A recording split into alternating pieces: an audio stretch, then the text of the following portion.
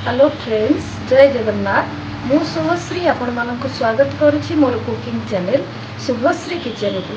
चलतु देरी न करी आरंभ करबा आज रेसिपी। कलरा चिप्स मैं प्रथम ये 5टा कलरा नहीं ताको धोईकी पतला पतला करी काटिकी रखी। जदि आपण काटिकी धोउछंती तेबे स्ट्रेनर साहाय्य कलरा को भल भाव में छाणिकी रखिए जेपरी तादू पानी रहिबो नाही।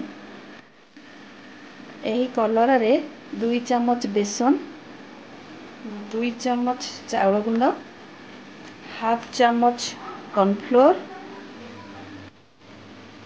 1 चम्मच अदा रसुण पेस्ट, 1 चम्मच काश्मीरी रेड मिर्च, हाफ चम्मच जीरा गुंड, हाफ चम्मच धनिया गुंड, आवश्यक अनुसार लुण और 3-4 चम्मच पानी दे भल भाव में मिसेइबा।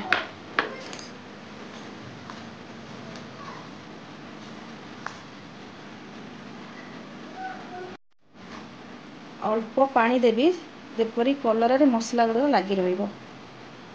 कंचा राशि 1 चम्मच देवे।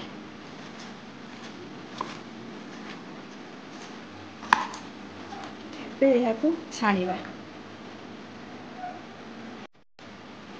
तेल को भल भाव में गरम करेंगे और तापर कलरा को गोटी गोटी कर पकाइबे।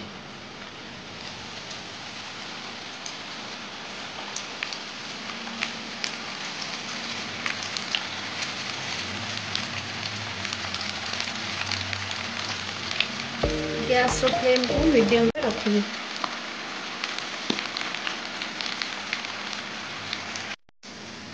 मझे मझे एमती कलरा को उल्टाई दबा। आसलानी काढ़ीदबा।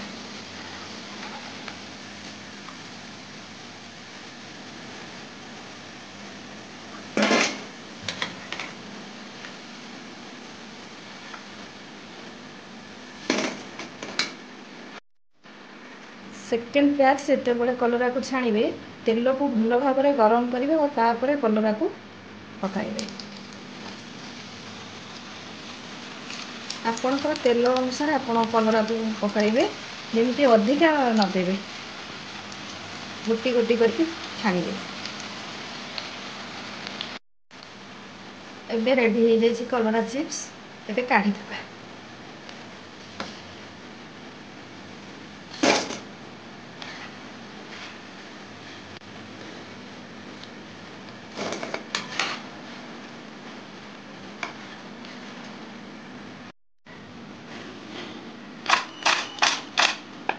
केते कुड़मुड़िया होती आपण मैंने आवाज रू जानीपारे। आशा करुँचे यह आपण मानक निश्चय भल लगे। भल लगे लाइक करेंगे, शेयर करेंगे और सब्सक्राइब करने को जमा भी भूलें।